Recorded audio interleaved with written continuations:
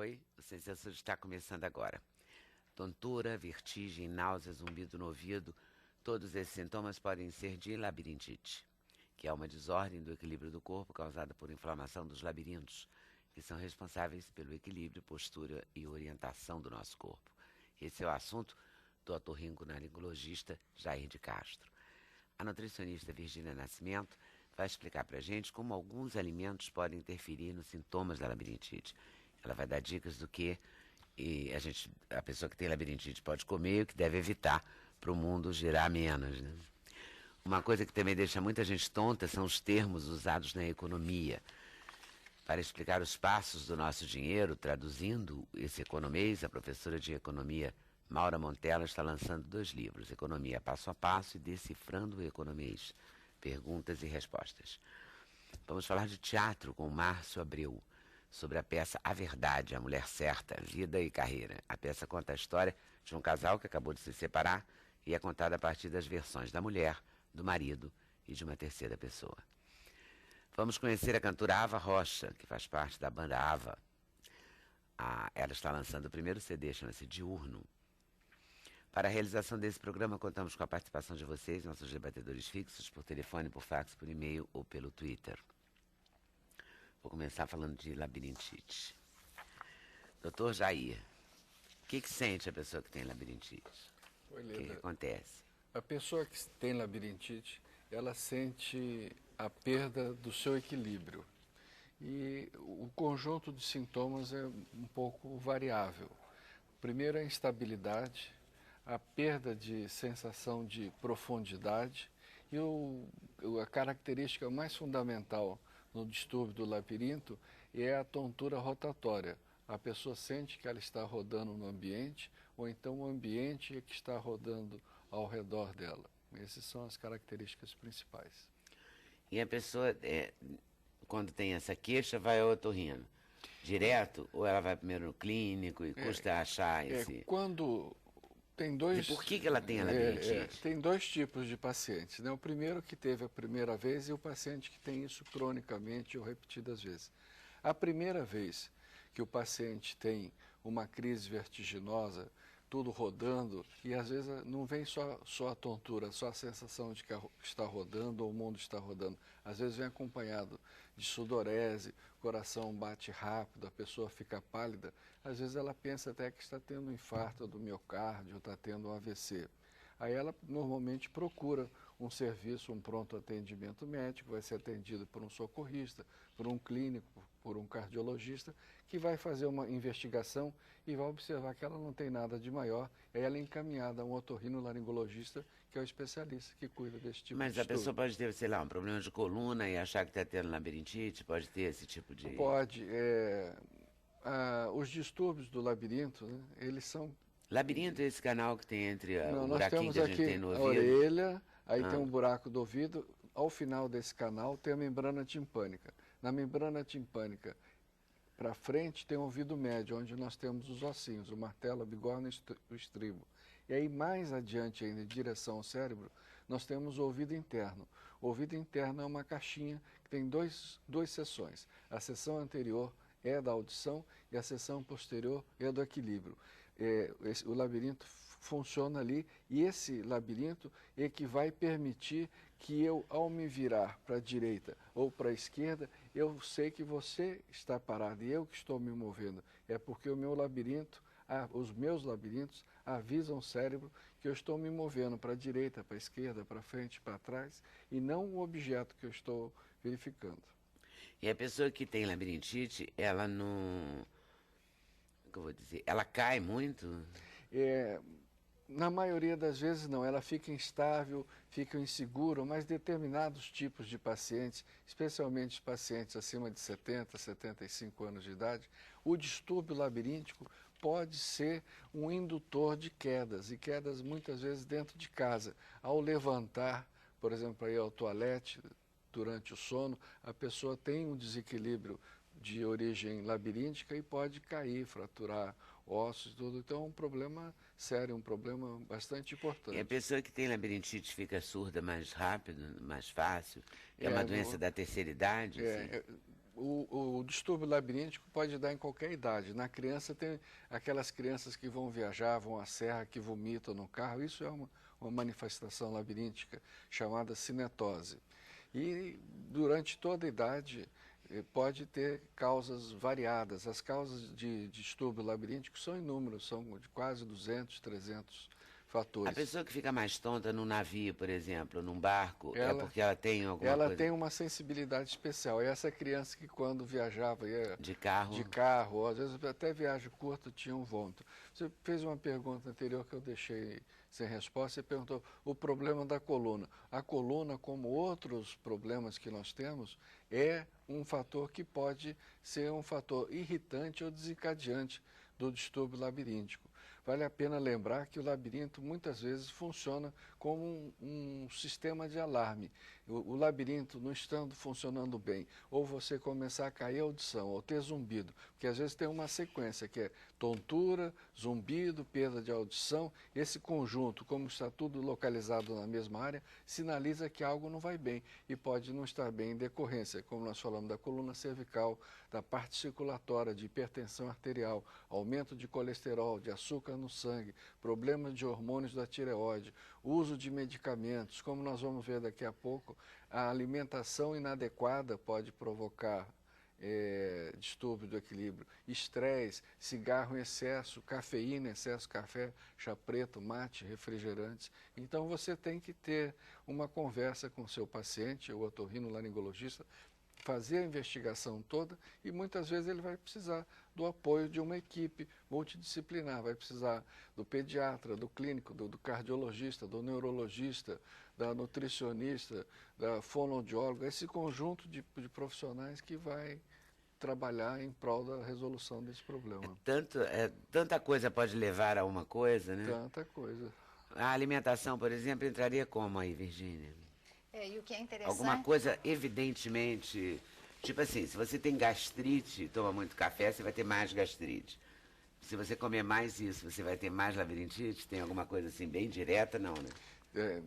Para labirintite tem. Se você tomar, por exemplo, muita cafeína, cafeína consumir álcool em excesso, ou comer demais, por exemplo, açúcar, ou então comer errado, almoçar meio-dia, jantar às 10 da noite, esse longo período para a gente é muito ruim para o labirinto. Então a gente tem que ter essa orientação dietética, faz parte da prescrição. Então você tem que conversar com o paciente, examiná-lo, fazer os exames complementares para diagnosticar essa labirintite, que não é bem uma infecção, é uma disfunção do labirinto, é uma labirintopatia, passar a medicação, fazer o aconselhamento e muitas vezes pedir apoio de colegas, como nós falamos aqui. E um desses que ajudam muito a gente é a orientação nutricional.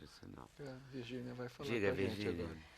E o que é interessante nesses casos é que a instabilidade que é levada também à pessoa faz com que quem esteja do lado pense em alguma coisa para socorrer essa instabilidade. E o que é isso? Normalmente, um pouquinho mais de açúcar, um pouquinho mais de sal. Então, estas são evidências assim que a gente também chama atenção. Primeiro, escuta a pessoa o que é aquela verdadeira. No início, ao abrir uma crise, é muito comum que as pessoas tentem dar algo que vai agravar mais ainda o problema. Então, isso é bacana da gente estar conversando. Porque se a pessoa está com esse quadro de meio quase desmaiando, é bem provável que alguém chegue com sal, né? Muito comum.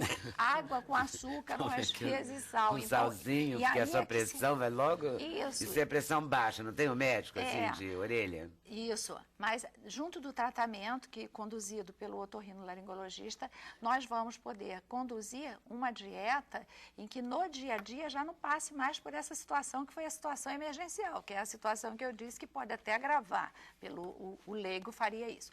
Mas no dia a dia, a ideia de controle de sal, de fazer com que as refeições sejam divididas ao longo do dia para não se fazer uma grande refeição e que comumente hoje na nossa prática alimentar a maior refeição é a última do dia, muito próxima inclusive da hora de dormir, né, que vai comprometer mais ainda a digestibilidade e a absorção. Então, Isto é uma orientação muito comum para nós, no dia a dia, falarmos para as pessoas. E sempre tentando desmistificar essa ideia do enfraquecimento, já que a doença leva a muita tonteira. Porque as pessoas têm essa ideia errônea da instabilidade por enfraquecimento. Então, o que a pessoa não deveria comer e deveria? Quer dizer, entre integrais e não integrais, por exemplo, assim, não é? Alimento integral... O que deveria comer? Parece, vou pedir para você fazer uma lista, né? Mas é assim, nessa direção. Sim, não. Quando Os se fala... integrais são melhores que os não integrais? Quando você chamou a atenção para a questão do integral, pode ser que numa crise a gente nem consiga fazer uma alimentação que seja tão rica em coisas integrais, porque ele vai ter até mais dificuldade de mastigação e tudo. Mas a ideia é de que os alimentos integrais, eles não vão estar com o açúcar tão rapidamente para se transformar, para chegar à corrente sanguínea, quando esse acúmulo de açúcar pioraria, acumularia mais ainda na corrente sanguínea e piorando o caso. Não tem aquele negócio, você está desanimado, a pessoa fala, come um chocolate, que logo você vai ficar alegre e tal, né? Aí você come um chocolate, no caso da labirintite, é uma tragédia. É um cafezinho, principalmente que se só acomete o idoso. Eu tenho na minha prática profissional pessoas que disseram, mas um cafezinho eu sempre anima, por que eu não posso dar? E a gente tem que tentar, quantos cafés já tomou por dia, qual é a quantidade de açúcar que está colocando nesse café, né? Outro dado muito interessante é determinados conservantes, dentre os quais os corantes. O uso, assim, se você também quer proteger muito a digestão dessas pessoas. Então, vamos pensar em gelatina. As gelatinas disponíveis hoje no mercado são gelatinas normalmente coradas, né? E aí isso piora, então você precisa estar tirando, não faz tantas gelatinas mais. Vamos pensar também numa fruta, mesmo cozida, e que tem a fibra, e que daí melhora a digestibilidade e é o saborzinho do doce. Vamos lá, o que mais? Então tira o sal, tira o café, ó, só tá tirando. O que álcool, vai estar colocando aí? Álcool, o que mais? Não, vai comer, pode comer o arroz, pode comer feijão, pode comer os legumes, pode comer uma carne. A carne não precisa ser gordurosa, a gordura também é algo que quando chega no estômago, porque se essa crise, como bem orientada aí pelo otorrinolaringologista, leva a uma demanda de circulação para um local em que tem comprometimento, a circulação também nos locais onde vão acontecer a digestão fica mais dificultada. E se a gente deixar que as pessoas comam nesse momento coisas que sejam mais pesadas, vai ser mais difícil. Então, o que fica contraindicado nesses momentos de crise ou para os hábitos constantes são aqueles excitantes, os estimulantes, que seria o cafezinho, o álcool, os refrigerantes, né, o chocolate, os chás. Isso também é um dado importantíssimo. Sou riquíssimo em cafeína. As crianças ficam comendo biscoitinho, chocolatinho, coxinha, risoles, sopa aberta, esses alimentos industrializados, processados. Então, na verdade, a pessoa com labirintite tem que comer uma comida mais natural, né? Comida pode comida, né? Comida boa, legume, verdura, saudável, comida sem excesso. Prevalecer o bom senso.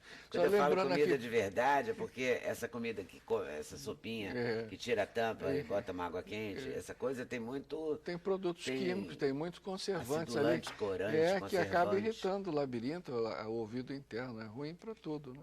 E, doutor, aqueles exercícios valem sempre? Valem sempre. Eu estava te observando aí que um dos fatores que a gente observa desencadeadores de distúrbio do equilíbrio são os problemas econômicos. O estresse da economia. Esses são complicados. Mas os alimentos, provavelmente vai em Juiz de Fora. O pessoal lá trata a gente bem, dá café, lanche, almoço, lanche de tarde, de noite, antes de dormir, uma coisa. Pão de queijo torresminho, aquela comida maravilhosa, tem que ponderar, senão... Não, aí sim, mas... Assim, no dia a dia, não tem uma comida que provoca uma labirintite, não? Não tem a comida, mas, por exemplo, se uma pessoa em crise labiríntica comer um prato de macarronada, com um molho industrializado, com uma lata de refrigerante que contém cafeína, come um doce e tome 2 cafezinhos, ele fez uma péssima alimentação. Tá perfeita para ter uma crise. Da mesma forma, se ele for a um local... A crise vai piorar, com certeza. Vai piorar. Se ele vai a um restaurante que serve classifica comida por peso aquilo, e ele comer frituras, carne em excesso, fazer um prato bastante calórico, como põe pastelzinho, carne isso, carne aquilo, outro tipo de fritura, batata frita, também tumultua a vida dele. Aí chega e coloca sal em cima, aí põe mostarda, ketchup, que são irritantes, acaba piorando a situação. Então tem que prevalecer o bom senso de uma alimentação saudável, que ele não tem restrição maior, mas ele deve ser orientado. E outra coisa, tem pessoas que até podem comer mais massa, pode comer mais doce, outros não podem comer gorduras. E na investigação que nós fazemos, você tem que fazer o perfil do exame de sangue. Você tem que saber se ele tem anemia, porque às vezes ele está tonto porque está anêmico. Às vezes ele está tonto porque a tireoide está trabalhando demais ou de menos. Às vezes ele está com problema circulatório. A pressão está alta, a pressão está baixa, o sódio está alto. O zinco está baixo, o zinco estando baixo, o ouvido funciona mal, está zumbido. Então você tem que saber com que tipo de pessoa você está lidando, e quando você sabe, o aconselhamento dado pelo nutricionista é bem mais adequado. Então não existe assim um modelo ideal. Para todo mundo a gente procura colocar que a alimentação saudável, tomar café, um lanchezinho, um almoço, entre o almoço e o jantar um alimento, não jantar muito, e um prato multicolorido, que tem um pouco de cereal, proteína, verduras, que seja uma coisa saudável, como se você estivesse fazendo um prato para o seu filho. É isso que Mas você o vai que fazer. a gente pode pensar assim é que o açúcar é um vilão. um vilão, com certeza. É um Sim. vilão. E cada caso, como ele muito bem falou, cada caso é um caso, mas na realidade também o que é importante é você saber que equilibrar as coisas, nesse caso aí do restaurante a peso, né? Onde a oferta é muito variada. Se a pessoa passar mal, não sabe nem do que foi. Mas hoje em dia tem sido muito... porque comeu tantas outras coisas que quando você faz a história, ele não consegue saber o que foi verdadeiramente que fez mal. Mas é muito comum também para aquelas pessoas que têm hábito muito grande de café, que você peça inicialmente que mude a forma do café, entre um café mais forte para um café mais fraco. Então, isso já vai minimizando até que ele se conscientiza mesmo. Eu estou me sentindo melhor e é isso mesmo, eu não estou com tantas crises repetitivas. Então, quem sabe, eu posso mesmo fazer uma rotina agora diferenciada.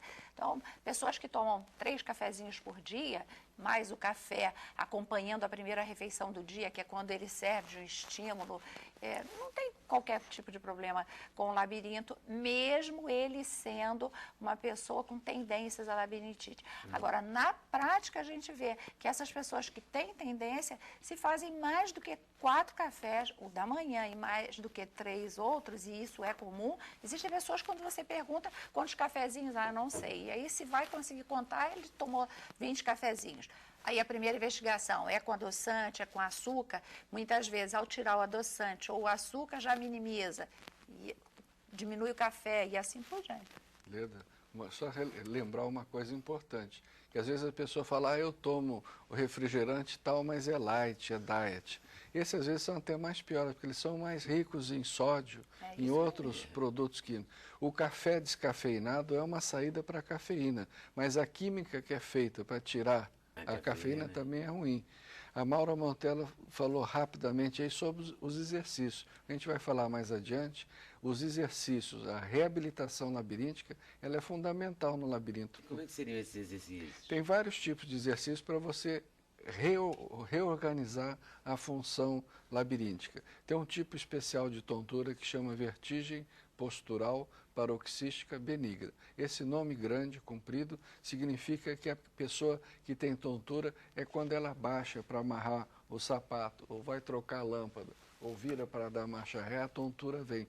Isso significa que o sensor que tem dentro do labirinto é uma plaquinha e tem umas pedrinhas, uns cristalzinhos. E esses cristalzinhos viram para um lado e para o outro, porque o labirinto é líquido. Então, quando eu viro para cá, as pedrinhas vêm para cá, vão para lá. Isso é como se fosse um computador dando a posição da cabeça no espaço. E, às vezes, quando essas pedrinhas saem do lugar, começa a dar uma informação errada. E aí nós fazemos uma manobra chamada de Dix e Hallpike, ou manobra de Epley, que você reposiciona esses cristais, e aí esse paciente como com um milagre ele passa a ficar com o seu equilíbrio de novo. Mas isso é o quê? Uma cirurgia? Não, isso é um procedimento. Como é que você mexe nesses cristais? Nós temos equipamentos que ficam observando o olho. Durante a crise labiríntica, o olho fica batendo rápido, chamado nistagmo. E você controlando o nistagmo. Batendo rápido assim? Não, assim. Correndo para o lado assim? Geralmente horizontal ou vertical. Se ele for um nistagmo muito, nem horizontal nem vertical, for misto, significa que o problema é central, já não é labiríntico. Então você tem uma manobra que você deita o paciente, a cabeça pendendo e você fica olhando. Quando ele deita, o nistagmo começa a aparecer e você tem manobras próprias que você reposiciona esses cristais e a tontura melhora na hora. Olha, esse é o melhor paciente. O ato mastigatório também, né? Ajudar em relação a mastigar mais lentamente nas refeições. Mastigar mais vezes.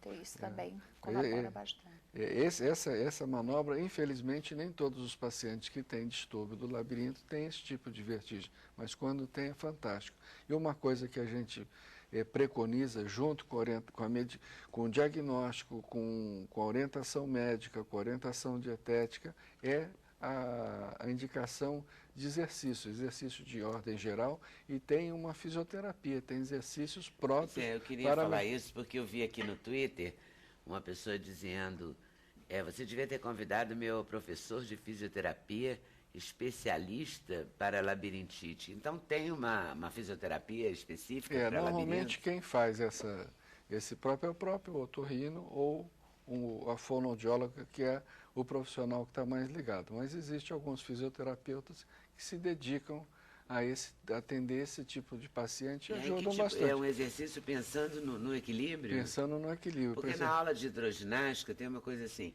anda de costa, anda de lado. Exatamente, coisas desse tipo. Para melhorar o equilíbrio. E alguns, a gente recomenda os exercícios, são alguns exercícios que desencadeiam um pouco de tontura. E esse desencadear das tonturas funciona como uma nova reabilitação do labirinto. Então, o labirinto começa a trabalhar e começa a mandar informação para o cérebro. E o labirinto ele tem uma capacidade muito grande de se ajustar com o tempo. E esse ajuste pode vir com esse controle médico, com o controle alimentar, o controle da vida e os exercícios, que a gente chama de exercícios posturais. E o próprio rodar, né? Porque eu fui dessas crianças que vomitavam quando viajavam. Quando vinham para o Rio de Janeiro. Quando eu voltava para o Rio, porque eu também muito nova fui para Juiz de Fora, morar lá. E ainda mais com a serra, era complicadíssimo. A estrada velha, então, com uma curva de cada outra, era uma festa. A estrada velha era uma festa.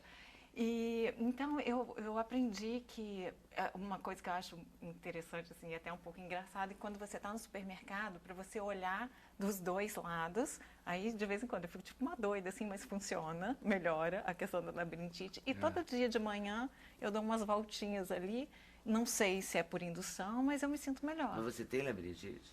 Já teve? Não, mas já comecei a ouvir uns zumbidinhos assim. Você fala olhar para o supermercado como? Você está aqui. Você está andando, tem gôndola aqui, gôndola aqui. Aí você faz assim. Uma pessoa que tem labirintite, ela se sente tonta no supermercado. Pode sentir. Por exemplo, uma pessoa, às vezes ele está numa estrada, quando tem uma divisória que fica uma ao lado do outro, se ele ficar olhando muito tempo, pode desencadear a crise labiríntica.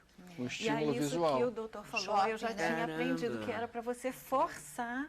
E para uma pessoa que fica tonta, você forçar a ficar tonta é muito ruim, porque a sensação é muito desagradável. Mas ainda assim eu faço, porque eu sei que melhora.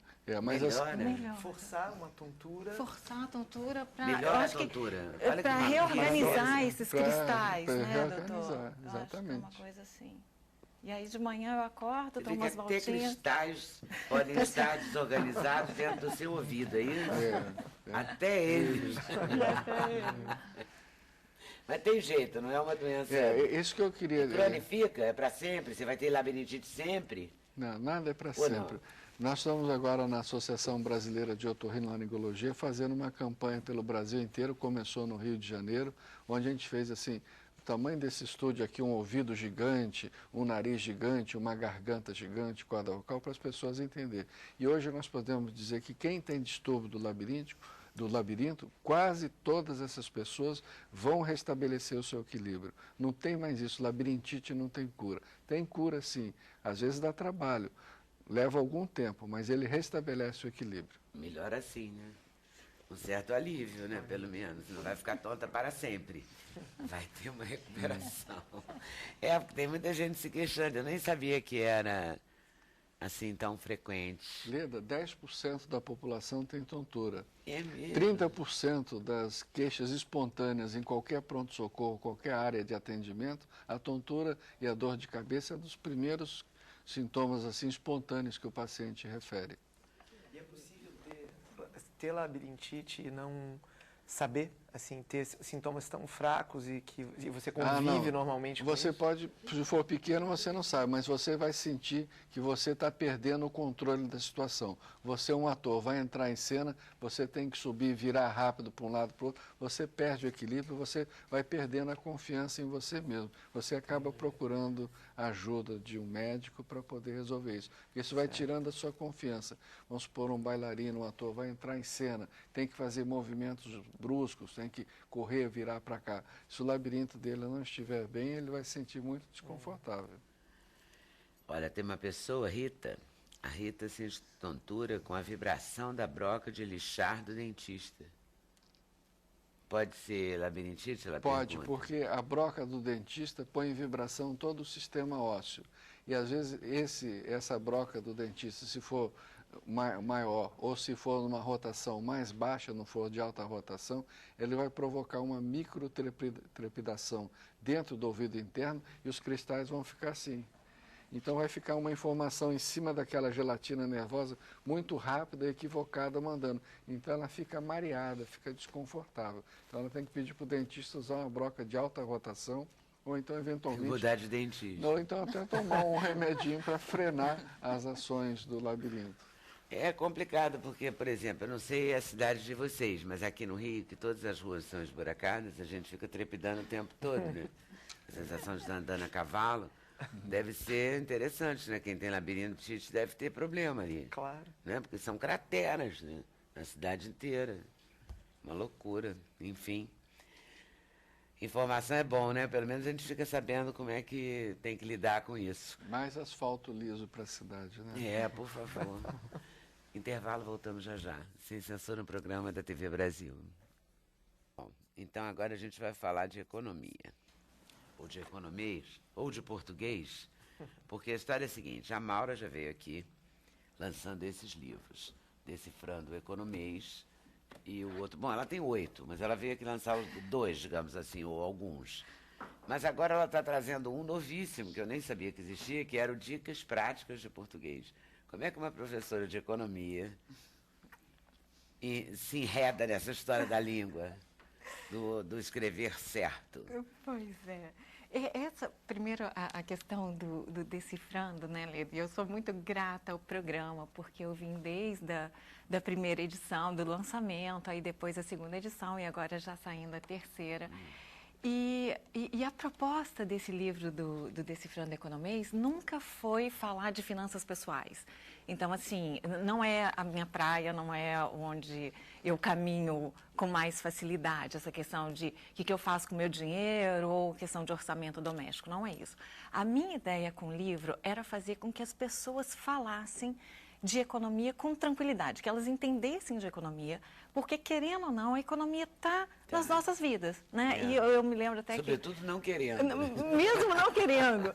E quando eu era pequena, e aí mais uma vez, quando eu era pequena, né, minha mãe falava assim, nós somos 4 filhos, minha mãe sempre falou assim, vocês têm que saber pelo menos 3 coisas, que era nadar, andar de bicicleta e jogar buraco. Pode não gostar, mas essas 3 coisas vocês têm que fazer. Porque nadar é porque se a gente fosse num churrasco e tivesse piscina, não sei o quê, não ia morrer afogado. Mãe Andar de adora bicicleta isso, e o aprender a jogar buraco. Por que aprender a jogar buraco? Eu não sei, eu acho que era questão de sociabilidade também. Mas, de todo modo, eu tinha que saber. E a economia, eu entendo da mesma forma. Depois que você fica sabendo o que é, você pode não gostar. Mas, pelo menos, você já sabe. E quando eu escrevi esse livro, foi um pouco depois que o Guga estava muito em voga, que ele estava, era o primeiro do ranking aqui e tal. E naquela época, eu ia à praia e eu via as pessoas dos quiosques, as pessoas, os tomadores de conta ali dos carros, e eles falavam de tênis com tanta tranquilidade. Porque falar de futebol, no país do futebol, tudo bem, é normal. Agora, falar de tênis, como eles estavam falando, aí eu falei assim, por que não de economia, né? Tudo bem, tem uma pequena diferença entre o tênis e a economia, mas vamos lá. E aí eu escrevi esse livro justamente tentando decifrar essas expressões que a gente vê nos telejornais, e tem como você trazer para a sua realidade, e a partir do momento que você traz para a sua realidade, você não esquece mais. Então, por exemplo, ontem eu estava, por coincidência, eu estava dando uma aula e o assunto era elasticidade. E elasticidade em economia significa a sensibilidade dos bens. E teve, não esse ano exatamente, mas eu estava contando para eles que em um tempo aí atrás, eu dando aula lá na UFRJ, aula para engenheiros, que eu dou aula de economia na engenharia, e era um curso mais breve, mais curto, e eu só tinha que fazer eles entenderem economia para saberem ler um jornal, para entenderem as notícias num telejornal assim. E foi interessante que nessa turminha eu só tinha alunos homens.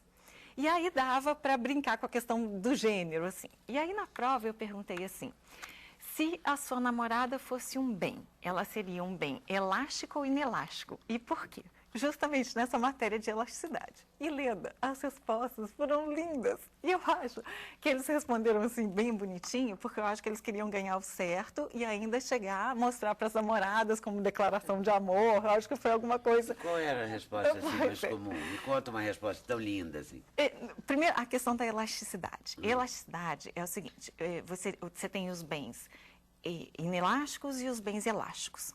Você diz que um bem é inelástico quando ele é muito necessário para a sua sobrevivência, e quando você não tem alternativa, quando ele tem poucos substitutos. Então, um remédio específico, que a gente está até falando, um remédio muito específico, ele é um bem inelástico, porque a pessoa que compra, o que precisa desse bem, se ela não comprar esse remédio, ou ela vai piorar muito, ou ela pode até morrer. E ela não pode ficar escolhendo, então precisa de um remédio para coração. Aí vai lá na farmácia e fala assim, quanto que está esse remédio? R$200, R$200 é muito caro, então me dá um remédio para estômago. Não pode, né? Ela não pode ficar, ela não tem tantos substitutos assim. E aí a gente chama esses bens de bens inelásticos, porque a pessoa não tem escapatória. Se você transformar num exemplo de um bem, qual seria? De uma casa. Não, aí deixa eu só chegar lá na resposta dos meninos, já volto isso para casa. Aí, bem, é tudo aquilo que é necessário, tudo aquilo que satisfaz uma necessidade, né? Então, todos esses objetos que a gente está falando, seja casa, seja remédio, tudo isso é considerado um bem. Aí, o bem inelástico, o que acontece? A indústria farmacêutica, sabendo que os remédios são inelásticos, elas vivem aumentando de preço, porque sabem que eles são tão necessários que as pessoas não vão deixar de comprar, mesmo que o preço esteja mais alto. Mas eles não se tornam elásticos quando existe o similar e o genérico? Isso! O genérico foi justamente para quebrar essa inelasticidade do remédio. Aí, só para te responder, para eu te falar o que os meninos escreveram lá. O análogo é o bem elástico, né, que ele é muito necessário, mas ninguém morre se não tiver. E ele tem substitutos. Então, por exemplo, operadoras de celular, né, o celular ali. Se você tem de uma operadora e o preço sobe, troca, vai para outra. Né? Então, ele é necessário, mas você tem saídas. Aí os meninos escreveram assim, teve um que escreveu, minha namorada, a pergunta era, se sua namorada fosse um bem, ela seria um bem elástico ou inelástico e por quê? Aí ele escreveu assim, minha namorada seria um bem inelástico, porque além de muito necessária, ela é insubstituível. Olha. Eu achei uma gracinha, dei certo. Assim. Dei. E ele ainda fez uma média com a namorada, quando mostrou. O outro foi mais além e escreveu assim, minha namorada seria um bem inelástico, porque mesmo se ela aumentasse de preço, aí entre parênteses, com joias e jantares, ainda assim eu pagaria para ficar com ela. Perfeito? Entendeu completamente o que é bem inelástico. E por aí vai. Então, Então, esse livro você pretendeu responder essas perguntas todas, a pessoa saber o que é um bem inelástico, um bem elástico. E hoje... O que é uma commodity. Isso. É uma ou um commodity? Uma. Uma commodity. Quando a gente sair daqui, Eu vi que né? tem essa pergunta aqui. Quando nós formos para agora que vem Dia das Mães, né? Todo mundo que passar pelas vias expressas do Rio, vendo promoção de celular, vai entender que o celular só está mais barato porque é um bem elástico. Porque se ficar mais caro, as pessoas vão trocar. Vão para outra operadora. Então, os produtores, os fabricantes de bens elásticos devem diminuir o preço. Assim como é difícil a gente ver esses remédios mais específicos, que são bens inelásticos, diminuindo de preço, a gente só vê aumentando. E os bens elásticos não, os bens elásticos são aqueles que caem na promoção. Né? Aí não tem e mais você é economista de formação? O que você... Depois você fez engenharia de produção, é isso? Eu fiz bacharelado em economia, mestrado em economia, doutorado em engenharia de produção e pós-doutorado em linguística italiana. Esse livro, então, é uma consagração do pós-doutorado? Do pós-doutorado. Já é o pós do pós. É o pós da pós. É o resultado do pós-doutorado. Agora, nesse pós-doutorado, por que você escolheu linguística? Italiana, né? Porque italiana. Eu fiquei um tempo na Itália e eu acho que a minha forma de me comunicar com o mundo assim é com livro. Eu me sinto bem, eu acho mais fácil. E eu já peguei esse viés de fazer coisas que são mais difíceis ficarem mais fáceis, mais digeríveis, assim.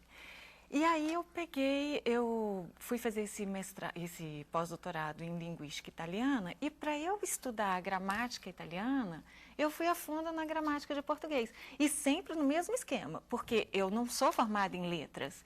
Então, o produto que ia sair de lá tinha que ser alguma coisa bem fácil para quem estava aprendendo italiano. Aí eu escrevi um livro chamado Dicas Práticas de Italiano.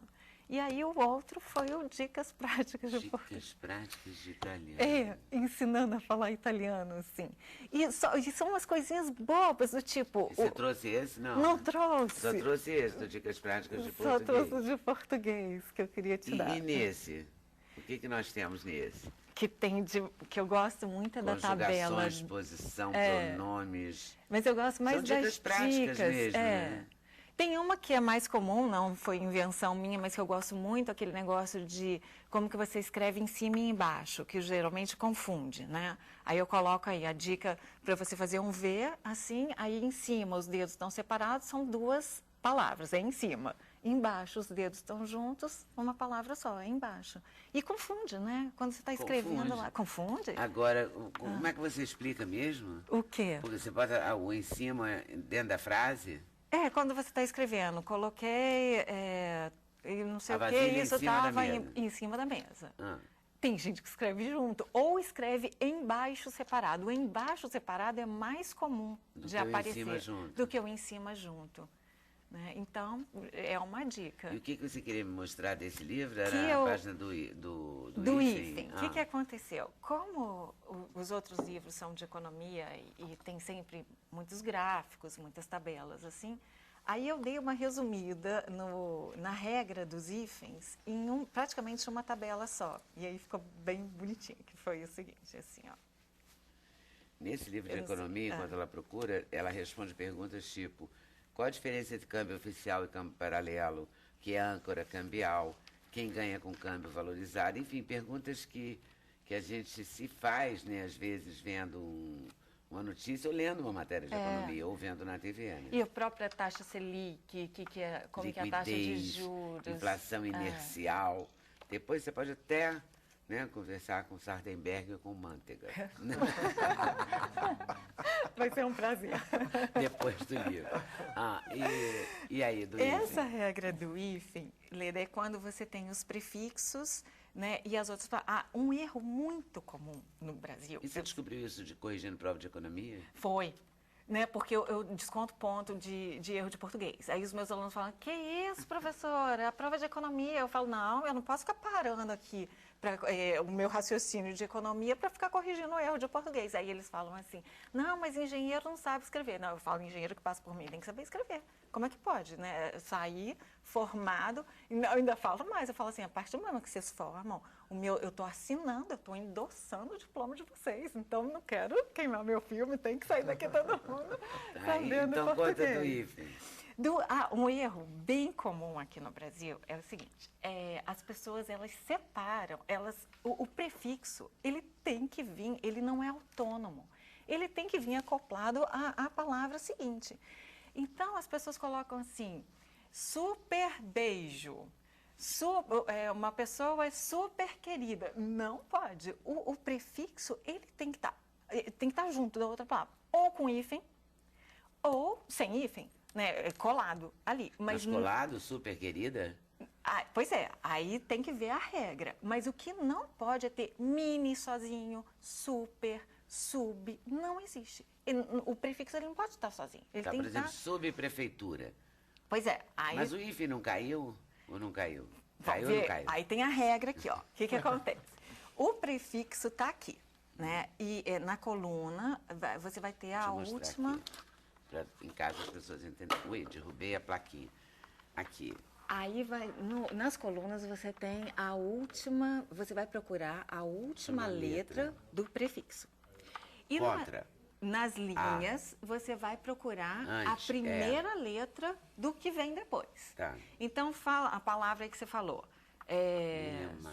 Subprefeitura. Né? Se tiver aí, se tiver cinza, é porque tá junto. Se tiver branquinho, é separado com hífen. Então, subprefeitura. Você procura lá onde está o B. Mas não tem o B. Tem. Ó. Aqui, ó, sub. Tá. Aqui, ó. Então, por exemplo, um super... Sub. Se não tiver aí, é porque é junto.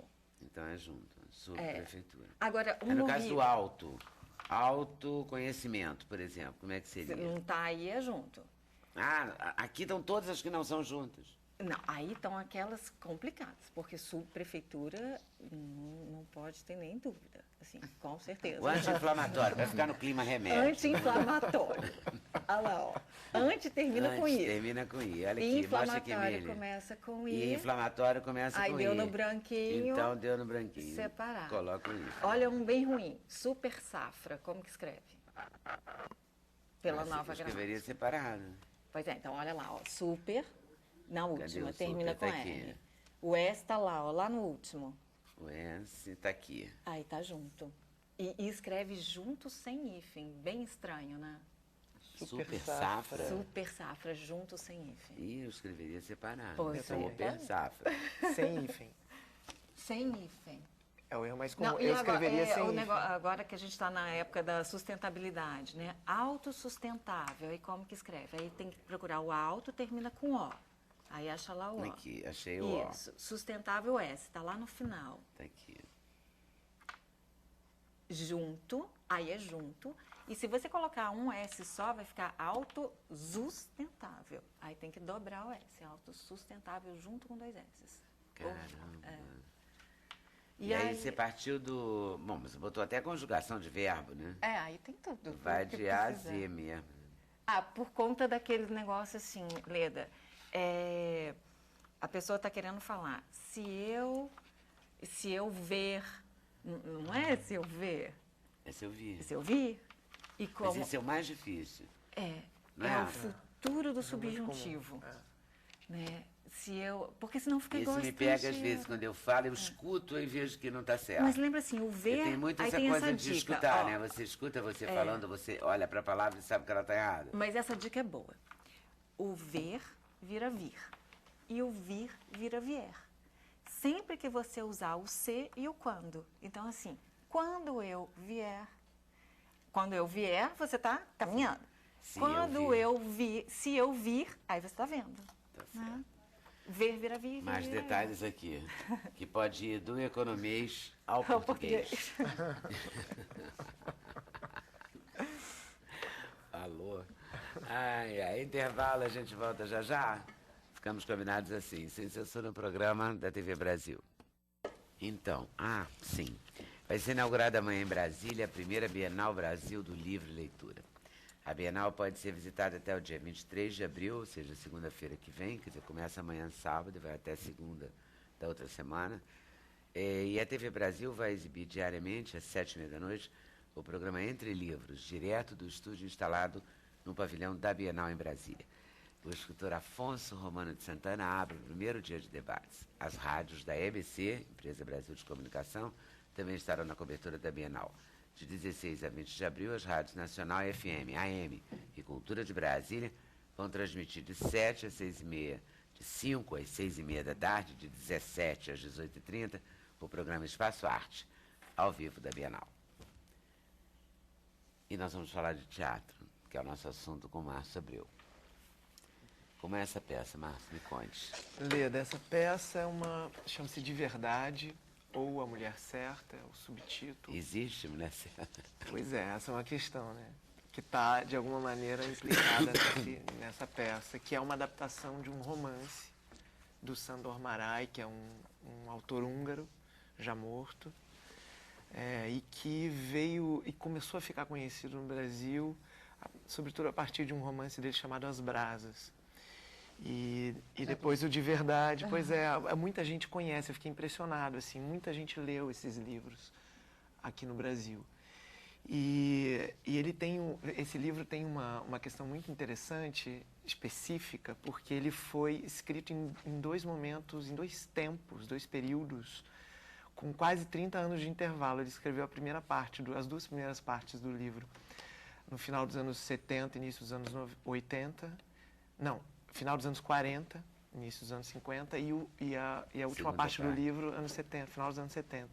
Então tem um espaço de tempo enorme e que, de alguma maneira, traz para esse livro uma questão que talvez seja a principal, a qual a gente se debruça para construir o espetáculo, que são os pontos de vista, diferentes pontos de vista sobre um mesmo assunto, sobre uma mesma questão. Então, essa peça tem uma questão, evidentemente, relacionada ao amor romântico. São basicamente 3 personagens, um homem e 2 mulheres, no livro. E os pontos de vista de cada um deles em relação ao amor que une esse homem à sua primeira mulher e depois esse homem à sua segunda mulher. Essa é a base, digamos, do livro. No entanto, tem uma questão que talvez seja mais forte ainda do que essa questão dos relacionamentos e do amor romântico, que é a questão social. É um livro que, de alguma maneira, traz pessoas presas às suas próprias condições, assim, né? Então, é um homem que vem de uma aristocracia, um homem muito rico, que se casa com a primeira mulher, que é uma mulher de classe média, e que tenta, de alguma maneira, aprender, digamos, o modo de vida, as questões relacionadas a uma classe mais aristocrática, e a segunda mulher dele, que era empregada da casa da família e que veio da miséria. Então, a questão social é colocada numa dimensão muito forte no livro, e isso iluminou bastante o processo de adaptação e de pesquisa para a criação do espetáculo, que foi Você mesmo fez a adaptação? Eu fiz junto com... Quem começou o processo de adaptação foi a Susana Schild, que é uma roteirista crítica de cinema carioca, e a Isabel Muniz, que é uma dramaturga, roteirista também. E quando eu entrei no processo, eu propus um trabalho de adaptação que envolvesse também os atores. Essa fronteira entre a literatura e o teatro é já bastante experimentada historicamente, mas é uma zona difícil, né? Na primeira questão que surge para a gente é por que montar um romance no teatro, né? A literatura ela é autônoma o suficiente, né? Ela dá conta de si mesma, né? Uma linguagem, né? Quando você lê um livro, um romance, você se transporta, né, para aquele universo. A literatura é criadora de imagem na cabeça, na imaginação de quem lê, né? O teatro também tem essa dimensão, mas como fazer uma transposição da literatura para o teatro. E por quê? Essa foi a grande questão, né? E aí a gente, claro, a peça é um olhar sobre esse livro. Não pretende dar conta do que o romance dá.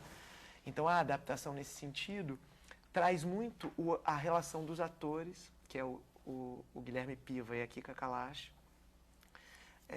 e minha, em relação a as nossas leituras sobre o livro e como ampliar isso, como ampliar as questões que estão nesse livro no palco, né? Você que adaptou?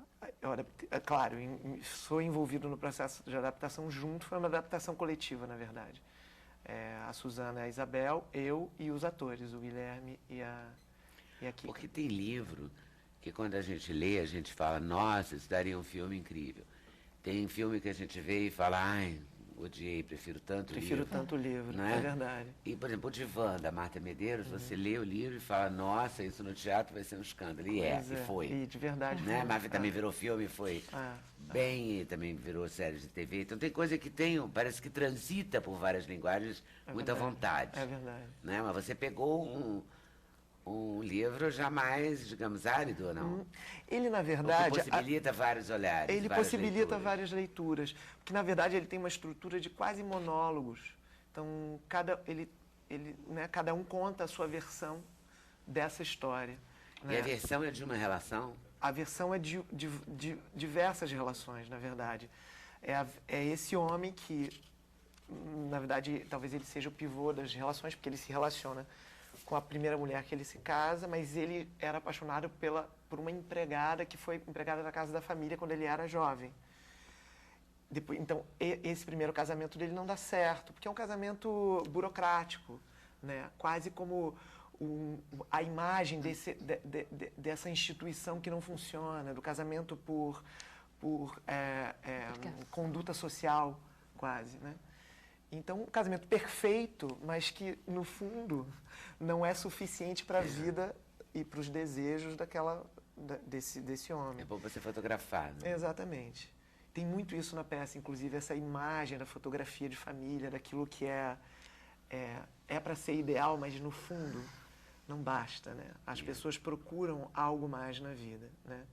E aí ele rompe com esse casamento e ele vai em busca dessa mulher que foi uma primeira paixão na vida dele. E digamos assim, é claro, quer dizer, quando ele narra aqui anos 40, anos 50, aqui anos 70... Tem uma diferença de linguagem. Tem uma diferença de linguagem, mas é uma história real, quer dizer, é uma biografia dele, ele casou com essas mulheres? Não é.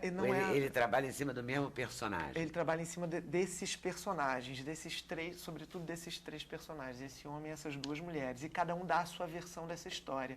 Então você começa lendo o livro, você começa com a primeira mulher desse homem contando para uma pessoa, para uma amiga, toda a história da vida dela através desse relacionamento. Depois você vê esse homem contando toda a história da vida dele através do relacionamento com essa mulher e com a outra. E depois você vê a outra contando toda essa mesma história. E são histórias, de fato, completamente diferentes. Porque a verdade é relativa. A verdade então, esse título de verdade é muito apropriado para a peça, porque é tudo verdade e é tudo muito diferente. É tudo verdade e é tudo ponto de vista, né? Então, o que é verdade para um Alguém me disse uma vez que era do Che Guevara, eu não sei se não tenho a menor nome, eu já devia ter dado uma gulgada e visto isso, né? Mas não me ocorreu. Porque eu não gostava nada. Que a verdade tem três faces, a minha, a sua e a verdadeira, fazendo uma analogia a essa coisa toda a história tem três lados, no mínimo. Claro, no mínimo, né? E sobretudo, quando, quer dizer, tem a questão narrativa, né? Porque quando você conta algo, também, ao contar para alguém, se estabelece uma verdade na relação. E muitas vezes isso não corresponde de fato ao que aconteceu. Né? A memória também tem algo de invenção. Né? Quando a gente conta um fato que aconteceu na nossa vida, quando a gente era criança, por exemplo, se lembra de algo, isso é verdade, de fato? Ou a sua memória foi sendo construída ao longo do tempo, pelo que te contaram, pelo que você aspectos, pedaços que você se lembra, é uma Enquanto um conjunção ponto de aumenta um coisas. ponto. Pois é, Não tem até os ditados assim, populares, né? Porque, na verdade, é o que acontece mesmo. Porque também, quando você vai contar uma história da infância, você pode ter colorido de uma maneira diferente. Lógico. Não é o cheiro que você sentiu. Claro. Tudo isso pesou, né? Para determinar um afeto. Lógico. E Um também jeito, com o né? acúmulo de coisas que você viveu desde então. Quer dizer, você passa a ver as coisas também com esse acúmulo, né? E com essa sensibilidade, né? Então a peça tem muito forte essa questão dos pontos de vista e da relativização das verdades, assim. E tem, claro, uma questão que passa por olhar isso também com humor. Olhar questões difíceis na vida também com humor. Apesar da peça não ser uma comédia, eu não posso chamar... É muito difícil estabelecer o gênero. No teatro hoje eu acho isso cada vez mais difícil. A literatura também, né? Os gêneros, a gente rompeu com os gêneros. Então é lógico que tem uma camada de humor na peça, mas é difícil chamar essa peça só de comédia ou só de drama. Ela tá um pouco nessas fronteiras, assim, né? A gente pode também rir das coisas, de coisas difíceis, né? Ou se emocionar com coisas que também, num segundo momento, você pode rir, né? Essas sensações... Porque são sensações e sentimentos. Exatamente. Então São pode variáveis. tudo, pode ser tudo. Pode ser tudo. Varia muito. A gente tem imagem. Vamos conferir? Vamos. E de novo a arrumação da sala deixa a desejar. Porque à medida que nós mudamos, mudam também os espaços da vida à nossa volta. Jamais existe uma ordem definitiva em torno de uma pessoa. Meu casamento era assim. Meu casamento era assim. Minha mulher fazia de tudo para que vivêssemos em paz, em harmonia, como quem quebrava pedras, desesperado. Eu não tinha como ajudá-la. Uma vez esbocei uma tentativa. Viajei com ela para Miranda. Durante a viagem, eu descobri que não tinha saída. A minha vida podia ser insuportável, mas quase sem sentido. Eu me esforcei para me abrir para ela. Vivemos um pouco como os novos ricos, que querem aproveitar de uma vez só tudo que não tiveram na vida. Mas vivemos também um pouco como quem se despede de alguma coisa. Você ganhou os bons elogios também da crítica, né? A gente estreou essa peça há mais ou menos 10 dias no Festival de Curitiba. Fez 2 apresentações lá, foi a estreia, digamos, a estreia oficial. E aqui estreamos ontem no Espaço Sesc, em Copacabana, a estreia da temporada Carioca, uma produção aqui do Rio de Janeiro. Então, teve 2 estreias, é uma peça com 2 estreias, assim, né? Em Curitiba, eu que me divido entre as 2 cidades, entre Curitiba... Você mora meio lá, meio cá? Meio lá, meio cá. Eu sou daqui, mas eu me mudei adolescente para Curitiba com a minha família, com os meus pais. Então, eu tenho essa vida dividida em deslocamento, assim. E a minha companhia é sediada lá em Curitiba também. Ah, é? Companhia Brasileira de Teatro. E aí E é uma companhia que monta peças, assim, com uma direção só? Como é que se dá essa companhia? A Companhia Brasileira é uma companhia que existe há 12 anos, fundada lá em Curitiba por mim e outros artistas, e que tem um foco na dramaturgia. Assim, eu também sou autor, eu escrevo. A gente tem um trabalho também relacionado a clássicos, a adaptação de clássicos e também a lançar autores contemporâneos que ainda não se conhecem no Brasil. Uma peça anterior a essa de um autor russo, por exemplo, contemporâneo, chama-se Oxigênio. Uma peça que ganhou o Prêmio Shell de melhor ator, enfim, a gente tem um trabalho de pesquisa muito grande, assim, né? Quem foi o ator? O Rodrigo Bolzan, que é um ator de São Paulo. Ganhou o Prêmio Shell lá em São Paulo de melhor ator, agora na última edição. E você mantém há 12 anos essa companhia em Curitiba? Em Curitiba, mas com muitos deslocamentos também. É uma companhia que é sediada lá, mas que trabalha em vários lugares do país e que também tem um vínculo muito forte com a França. A gente tem um intercâmbio com artistas e teatros e companhias, e uma companhia em Paris, e a gente tem já há uns 5 anos trabalhado com certa frequência lá também. E funciona? Funciona. E é um teatro falado em português? Em português e francês. Ah, você tem atores bilíngues, digamos trabalho assim. com... e trabalhamos com atores lá também, nesse intercâmbio com essa companhia, Jacar, chama-se. E a gente tem um trabalho... Funciona por exemplo, isso? a gente fez em 2009, por exemplo, um espetáculo sobre a obra do Paulo Leminski, lá em Paris, num teatro chamado Maison de la Poésie, que faz uma programação justamente na fronteira entre a literatura e o teatro. Com 20 pessoas em cena, atores franceses e atores brasileiros. Um espetáculo todo bilíngue, né? O teatro tem essa possibilidade, né? Essa perspectiva de entendimento que vai além só do idioma, né? A percepção no teatro se dá por outras vias também, né? Quer dizer, tem a questão da presença ao vivo, né? Do encontro que é o teatro, proporciona compreensões que vão além da compreensão lógica do idioma, né? Então, esse espetáculo, por exemplo, lá em Paris, tinha partes que eram faladas só em francês, outras só em português e outras que eram traduzidas, digamos, tinha nos dois idiomas as mesmas cenas e funcionou muito bem, tinha uma empatia muito grande com o público. Porque é um trabalho novo, né? Assim, diferenciar, né? É verdade. Que bom que dá certo. Dá certo. A gente tem... Curitiba dá apoio ao teatro? Como toda cidade, não tem nenhuma especificidade, eu acho, em relação a outras capitais do Brasil. Porque já houve um tempo que o Paraná reforçava muito a questão da literatura brasileira, na época do governador que se chamava-se Ney Braga, com o Festival de Contos do Paraná, toda uma geração de contistas brasileiros e, sobretudo, mineiros, Murilo Rubião, Roberto Drummond, etc., ganharam prêmios lá no Paraná e ganharam as prateleiras das livrarias no Brasil inteiro. E agora a gente sente que o teatro acontece no Festival de Curitiba e a partir de Curitiba ele ou vai, ou vem, ou volta, mas ele circula no Brasil também, né? As pessoas se preparam para Curitiba. Sim, sem dúvida. Curitiba tem uma coisa, eu acho que tem a ver, são vários fatores, né? A gente estava conversando aqui também sobre isso, né? O que influencia que algo existe de determinada forma. Curitiba é uma cidade que tem uma característica assim de introspecção, né?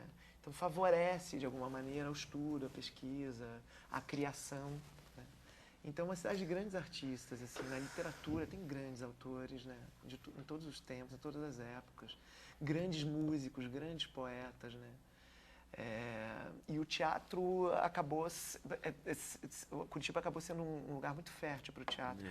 Então eu gosto muito de engendrar os projetos lá, porque é uma cidade muito favorável a isso, sabe? E de lá, quer dizer, ganhar o Brasil para outros lugares. Tá certo. Guilherme Piva e Kika Kalash.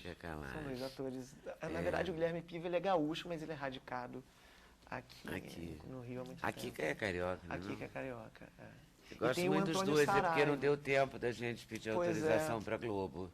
Só por isso que a gente não trouxe junto com você. Seria ótimo. Seria ótimo, mas a Kika vai fazer a novela das 7, né? Já está gravando. Eu não sei o que o Guilherme está fazendo. O Guilherme não está fazendo televisão. Ele também tem contrato. Então a gente teria que ter tido um tempo para convidá-lo e não tivemos. Mandar um abraço neles, que eu adoro. Eu dou um todos abraço dois. neles e vai assistir, né? Todos convidados a assistir a peça. Tá bom, querido. Valeu. Intervalo, a gente volta já já. Sem Censura, um programa da TV Brasil. Então, a gente agora vai conhecer a Ava. Aliás, me falaram que Ava já é um nome assim para se perguntar como é que se chegou nesse nome, né? Com certeza. A Ava são as iniciais do meu bisavô, do avô do meu pai, que é o Glauber Rocha, né? Que construiu uma casa para minha avó, que foi a casa onde o meu pai nasceu, e na fachada está escrito Ava. Então todo mundo pergunta se é por Ava Gardner e tal, mas... O Ava da casa do teu bisavô mesmo, que teu pai achou lindo e botou. Isso, ele nome queria enorme, homenagear. Né? Ava Índia? Ava, Pátria, Índia, Iracema, Gaetan, Rocha, que são os sobrenomes. É mole. Ava. Ela resumiu tudo, né? Usou só os três, a frente da casa. Assim. Isso. Na verdade, no CD que ela tá... No CD é o primeiro? É o primeiro CD. E aí eu e a banda, né? A gente resolveu usar a Ava para consagrar assim, a nossa união e o meu lançamento também, minha estreia como cantora. E a Ava é também uma banda? É o nome da banda. Essas 4 cabeças que estão aí, né, são os integrantes da banda. Ah, sim. Nós temos 3 aqui, então. Tá faltando só o Daniel, que é baterista. E... Vocês discriminaram ele ou nós que discriminamos? Vocês. Fomos nós, né? Alguém disse, não, vem só 3, é isso? Isso, exatamente. Que horror, tadinho do Daniel. Pede desculpa para ele. Isso. Ali temos Nana Carneiro da Cunha no cello, Emiliano Sete no violão. Obrigada, auxílio luxuoso aí, né? Na voz da Ava. E que tipo de composição é? Vocês que também compõem, não? Na verdade é bem misturado, assim. Tem composições autorais, quer dizer, tem músicas minhas, tem música do Emiliano, tem músicas do meu irmão Pedro Paulo Rocha, tem, assim, né, músicas de compositores novos e tem também regravações, né? Tem aí Jardim Macalé, tem Tim Maia, quer dizer, na verdade Sullivan, né, e Marquinhos Cardoso, mas uma música que eu conheci através do Tim Maia. Tem Torquato Neto e do Lobo, com Pra Dizer Adeus.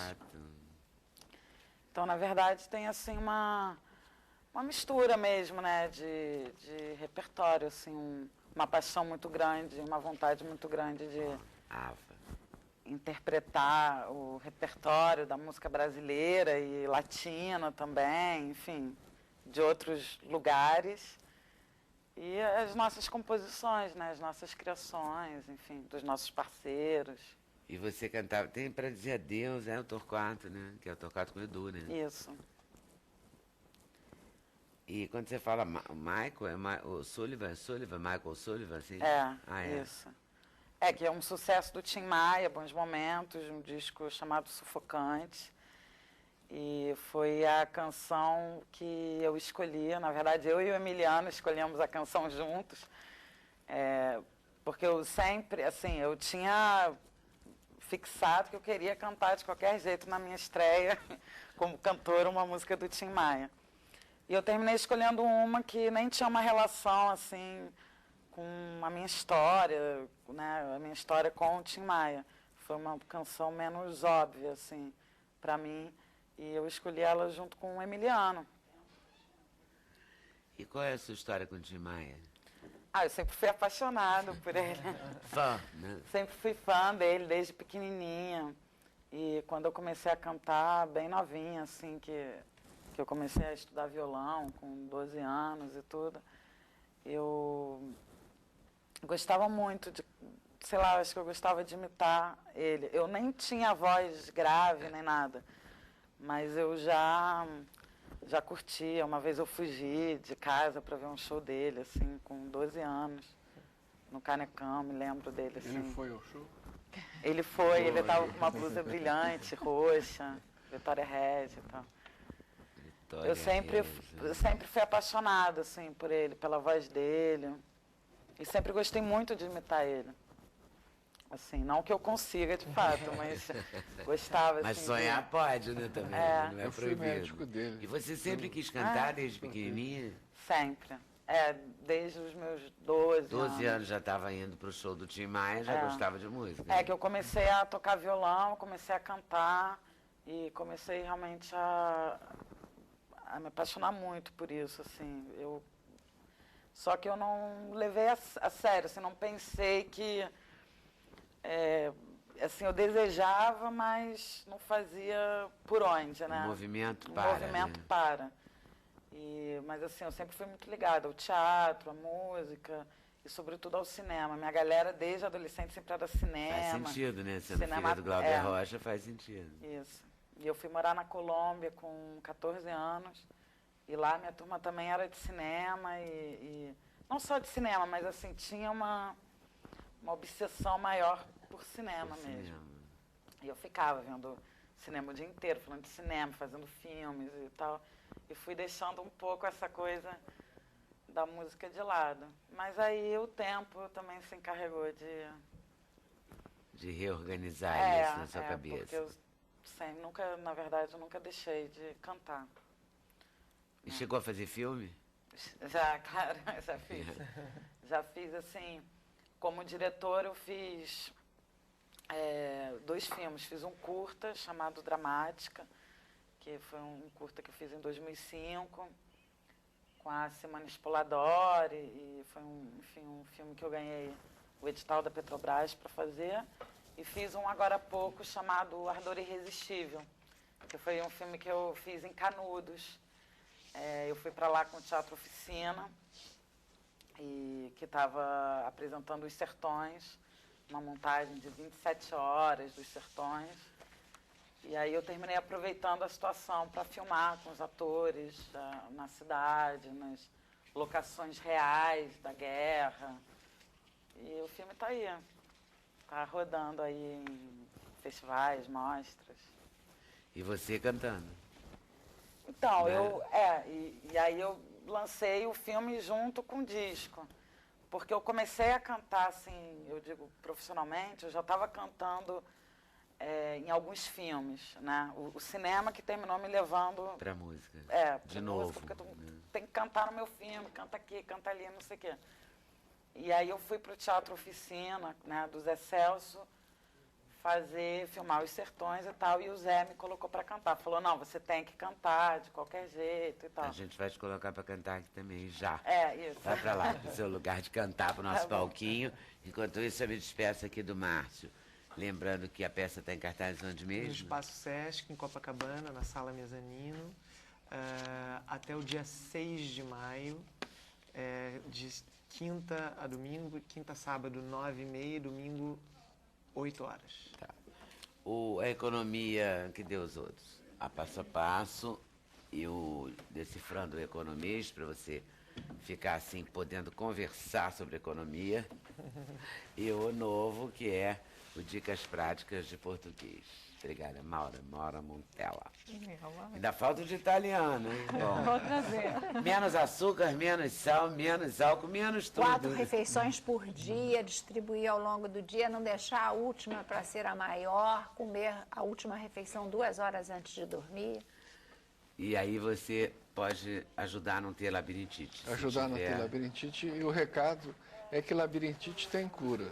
Ótimo. Quem tem desequilíbrio vai ficar bem se seguir a regrinha. Então vai te ficar cuida curado. para seguir a regrinha. Exatamente. Valeu, gente. Muito obrigada por terem vindo. Super valeu. Vou aproveitar e me despedir deles. Obrigada a vocês por estarem nos assistindo. Até segunda, com certeza, se Deus quiser.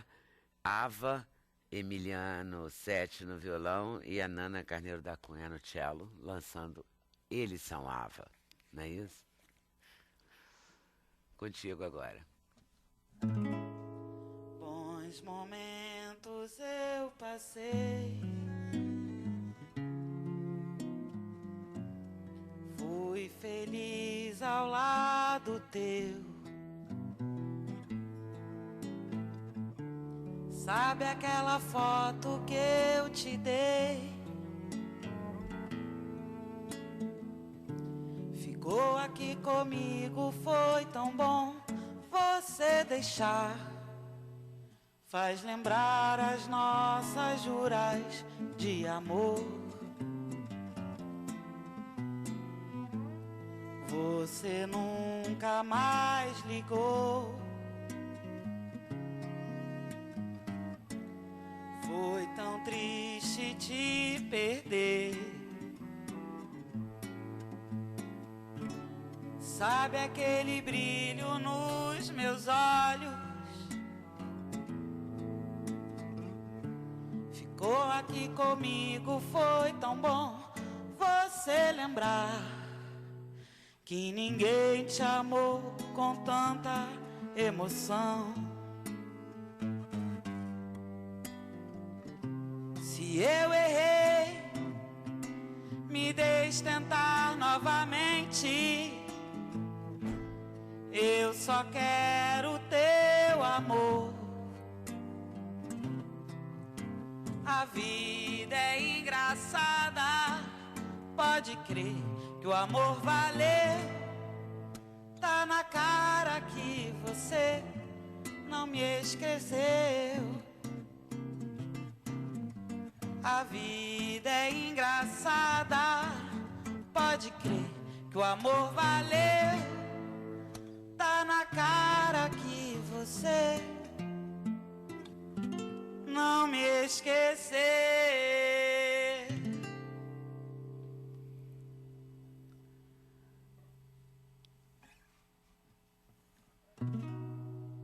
Só uma mulher, sou homem também, pode ser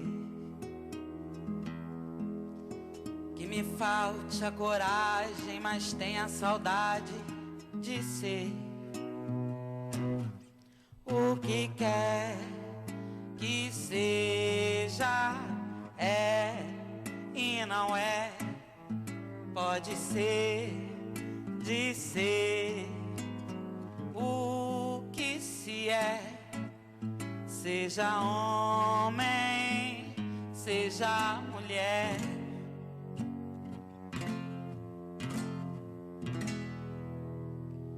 Somos um em dois, entrelaçados, amor, e depois um pouco de dor.